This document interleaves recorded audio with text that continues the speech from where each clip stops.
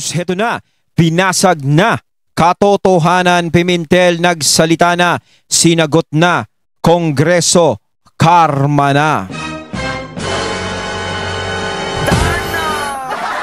Ayan, syempre itong balitang ating matutunghayan ngayon ay nagmula kay Pinas News Portal. At ito po ang inyong lingkod na si BT na magbibigay ng reaksyon at komento dito sa video na ating matutunghayan ngayon. At wag na natin pagtagalin at sabay-sabay na nating panoorin ang laman ng video na hatid sa atin ni Pinas News Portal at bibigyan natin ng reaksyon ang balitang ito. Pasok!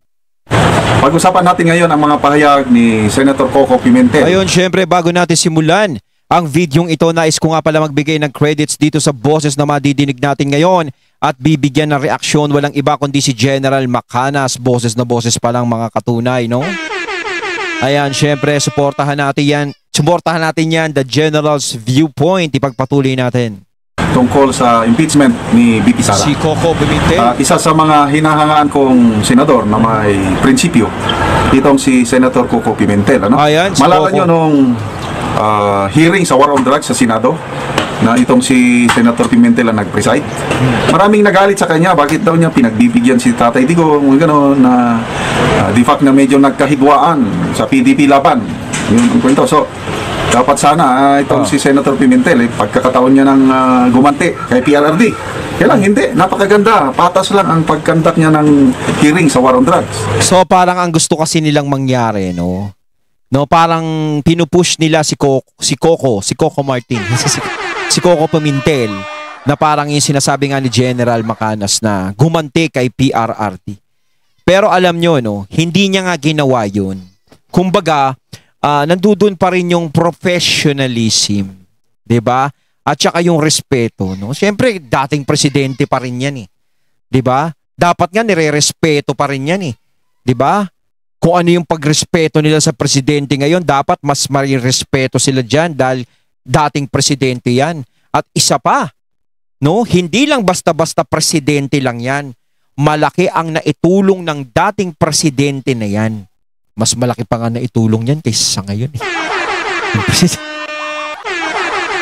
Diba? Mas malaki na itulong ni Tatay Digong kaysa sa presidente ngayon. Mamaya mag-isip kayo, ha? Ayan. Narinig niyo ba yan, mga katunay, yung sinabi ko? Yung binulong ko. 'Di ba? So, hindi niya ginawa yun. No? Ang gusto nila parang maging bastos. Parang, no, gumanti ka, maging bastos si Senator Coco kay PRRD. 'Di ba? Hindi naman kasi siya katulad nung doon sa Congress. Hindi naman siya katulad nung mga yon na talagang walang respeto kay PRRD. No, hindi natin sila nakikita ng respeto. No? Diyan sa Senado kasi kumbaga may breeding, 'di ba? Kaya ako mas gusto ko pinapanood ang Senado kaysa sa Kongreso. No, hindi naman lahat ng congressman, no? No, kasi siyempre pag mababanggit natin yung Kongreso, baka sabihin ng mga siyempre ibang butihin nating congressman na mababait, baka sabihin pati kami nadadamay, pati kami ganun ba? Ay hindi po. Nililinaw ko lang po. Hindi po kayo kasama doon. Kung alam niyo po sa sarili niyo na matino kayo, kung alam niyo po sa sarili niyo na mabait kayo at kilala namin kayo kung sino-sino po kayo. 'Di ba? Na patas lumaban gaya ni Richard Gomez.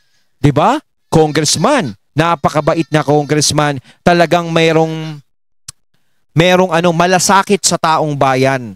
'Di ba? Hindi nagpapadala, hindi mukhang pera. Syempre mayaman na si Richard, eh. Hindi, idol natin yan si Richard Gomez. At syempre, yung butihing congressman din namin sa lugar namin. Aba, isa din yun sa hindi pumirma sa impeachment ni VP Sara. 'Di ba? At hindi na natin babanggitin yun.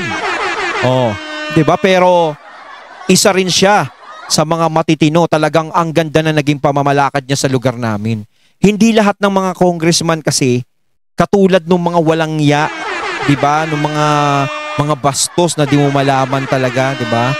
No? May mga congressman pa rin na natitira ng mga matitino ang isip.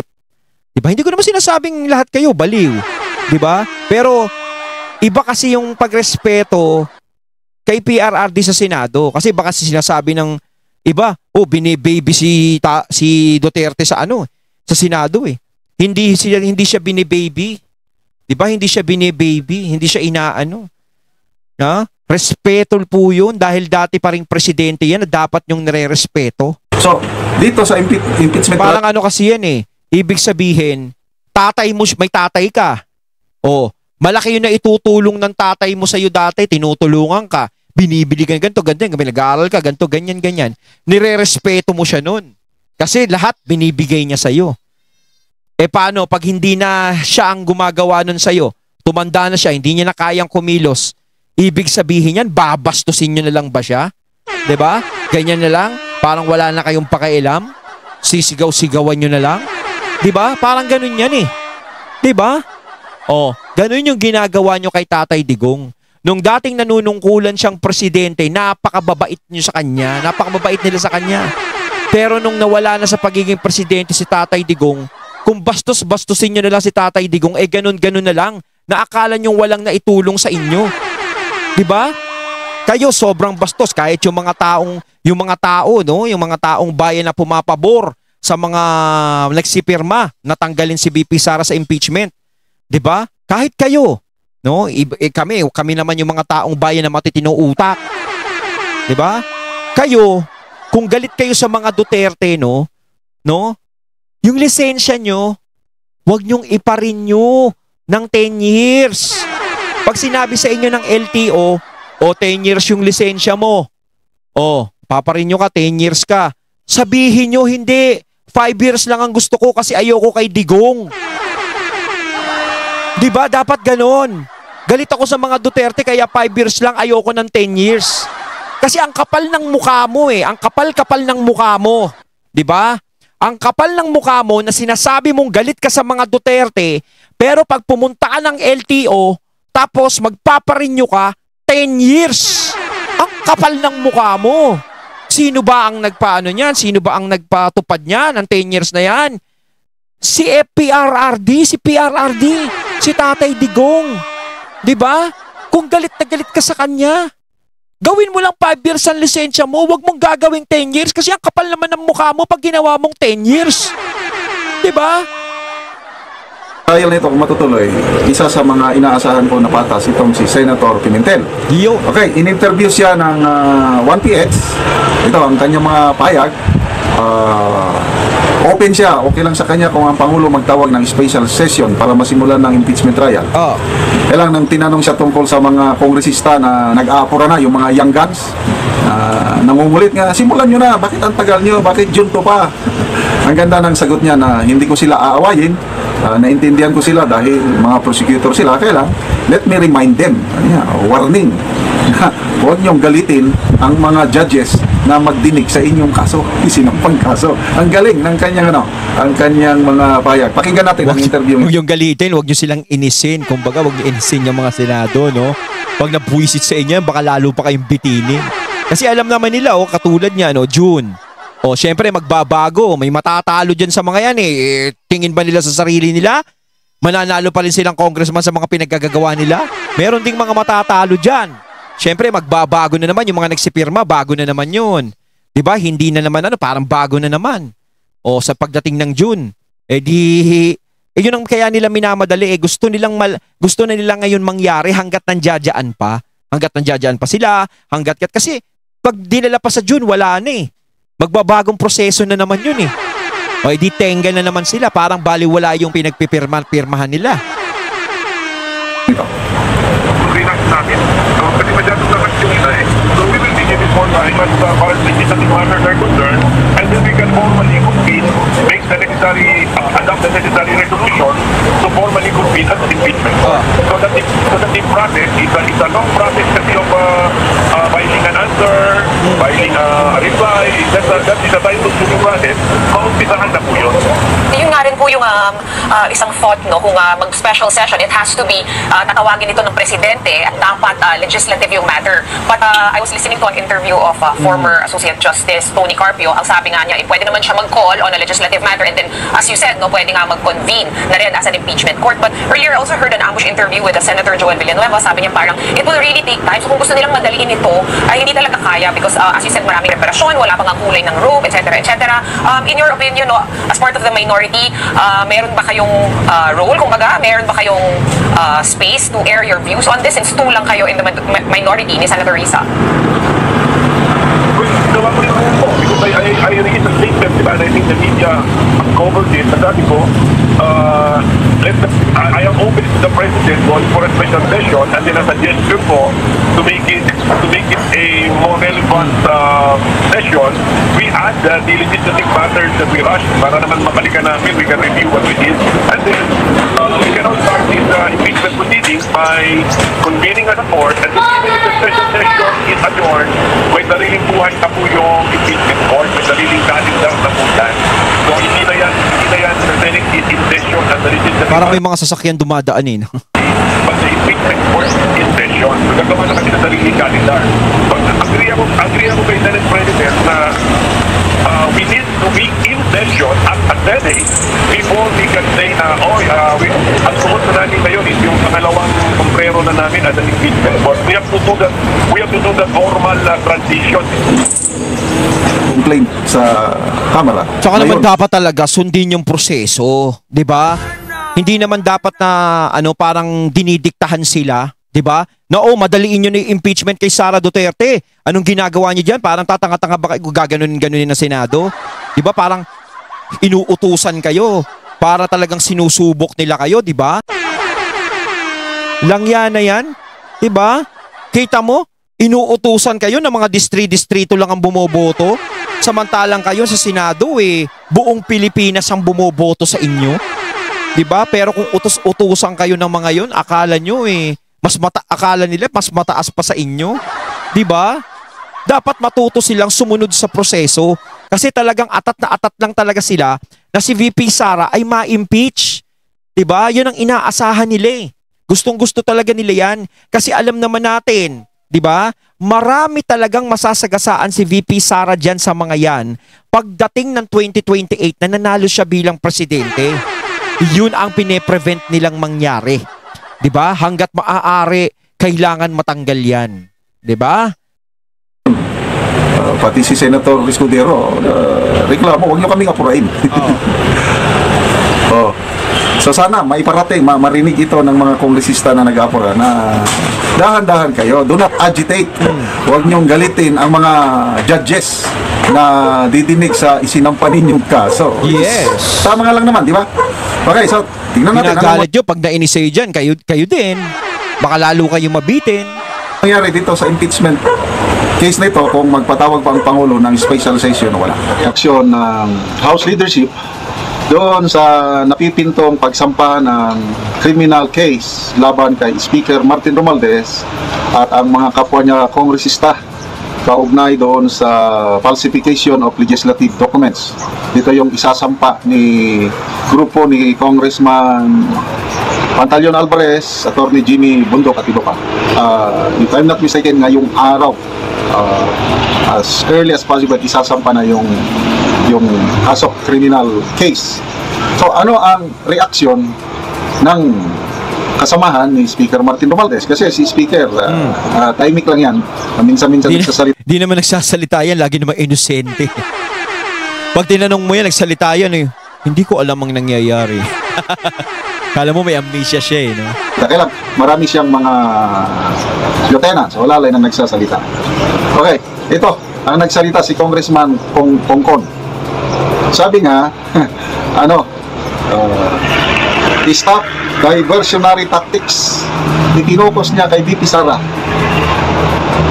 Itigil ninyo na yung pagda-divert nyo. Diversionary tactics daw itong pag-file ng criminal case against kay Speaker Martin Romualdez. Wow, diversionary tactics. Hirap na nga yung bansa natin ngayon, diversionary tactics pa na iisip nyo. No? Tanga ba yung mga nagsasampa niyan ngayon? No, na para sirain lang kayo? 'Di ba?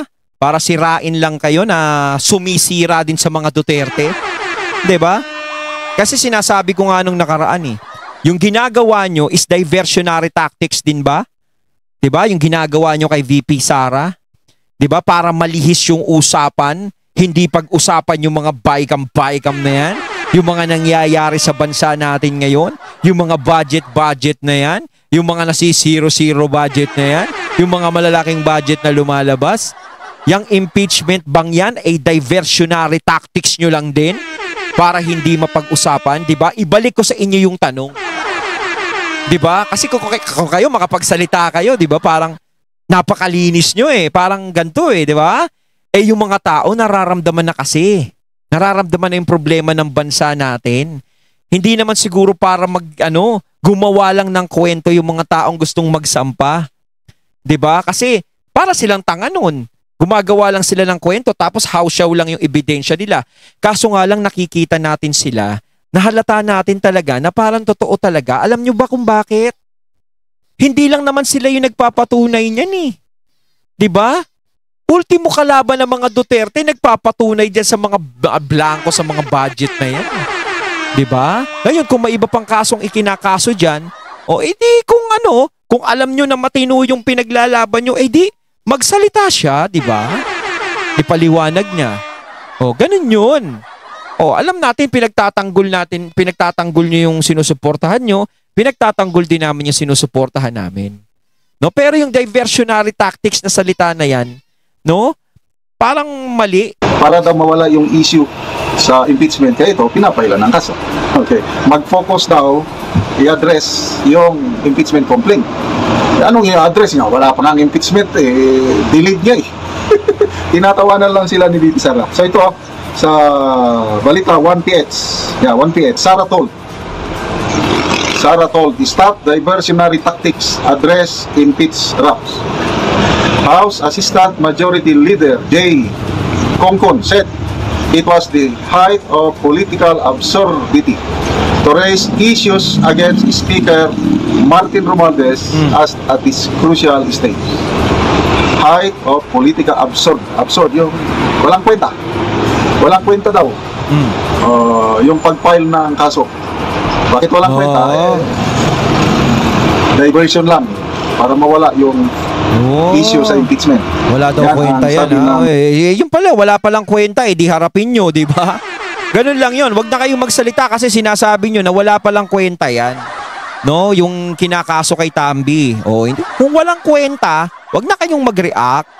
Di ba? Kasi alam nyo naman pala sa sarili nyong malulusutan nyo pero nagre-react kayo. Nag-iisip kayo na diversionary tactics din yan. Diba? Diversionary tactics lang ng mga Duterte yan para malihis yung usapan ng impeachment. Pero yung ginagawa nyo kay VP Sara, diba? Parang diversional tactics lang din. Diba? Kongresista. It would be best for the camp of impeached Vice President Sara Duterte to stop the diversionary tactics they have been employing. Ito, pagpail ng kaso, ini-employ ng mga kasama ni VP Sara, and focus instead on how she can survive the impending Senate impeachment trial. Okay. So, kahapon niya sinabi to. Okay, ito yung exact statement ni Congressman Kongkon. There is nothing more than a desperate move. This is, yung pagpail ng kaso, this is nothing more para siyang pagkain. More than a desperate move to discredit the impeachment process. The real battle here is not about the political wrangling that we expect, but the one which involves truth and justice. Wow. Nox naman. This should not parang be hidden using diversionary tactics. Ito, meron siyang pahayag tungkol sa speaker.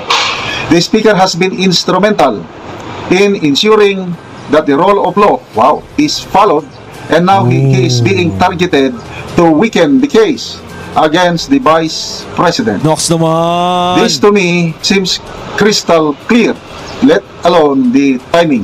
The speaker is suddenly criticized after the complaint was sent. Ibig sabihin nyo, sa side ng mga Duterte, wala din silang karapatang magreklamo.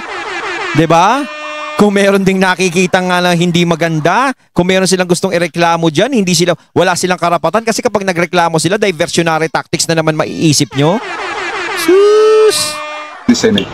Sandali ito, hindi pa, correct me if I'm wrong, hindi pa na-impeach si VP Sara, nag-uusap na, nagsasalita na si Congressman Alvarez, si Attorney Oh. Vic Rodriguez, si Congressman Ungab na falsification of legislative documents yung nangyari na yung blank items sa BICAM report after na napirmahan biglang na-fill in the blanks doon sa enroll bill. Ayaw kasi nilang sagutin, di ba? Yung issue na yan. Kung sinagot nila yan, di tapos na sana yung usapan. Di ba? Ang kaso nga lang, ayaw nilang sagutin, iniiwasan. Siyempre, isasampa na lang nila yan. Di ba? Isampa na namin to. Para malaman talaga namin yung sagot. Kasi yun lang naman ang kailangan dyan eh. Bakit nyo ginawa yun, yung mga blanco-blanco? Sino yung mga nag-fill up dyan? Di ba? Sinasabi na yan, magpapile kami ng kaso. Sinabi na nila yan. So bakit sinasabi ngayon ng Congressman Kongko na bakit Manalo ngayon pa kaya itong congressman ngayon na to me alam nyo, excited talaga ako sa darating na eleksyon. Kasi titignan ko kung mananalo tong mga congressman na to kasi ililista ko yung mga pangalan nitong mga to eh. 'Di ba inilalabas yung bawat distrito, 'di ba? Yung mga resulta, kung sino yung mga nagiging congressman. Titignan ko kung mananalo sila, kung nandudun yung pangalan nila sa mga nanalo. No? Parang ang sarap-sarap subaybayan. hindi ito related, ano? To me, it's not a diversionary tactic. Ito talagang ginampanan lang ni na Congressman Pantaleon Alvarez. Tinupad lang nila yung salita nila na kakasuhan nila ang mga involved. So, ang BP Sara nakahanda na harapin. Tinatawanan lang niya eh. Hoy, di nga nyo pinapansin yung mga yan. Sabi niya, paghandaan. Tinatawanan lang niya. Magalit pa kayo nung sabi niya na mas masakit pa maiwanan ng jowa kaysa ano. Pabayaan niya yung kampo ni BP Sara, total. Pag hindi siya maganda, tanggal siya sa pwesto. So, ayun, at ating natunghayan ng video na nagmula kay Pinas News Portal at syempre natunghayan natin ang boses na yun na nagmula kay General Macanas. Kayo mga katunay, anong masasabi nyo tungkol dito? Comment lang po kayo sa comment box. So once again, I'm BT and I'm out. Peace.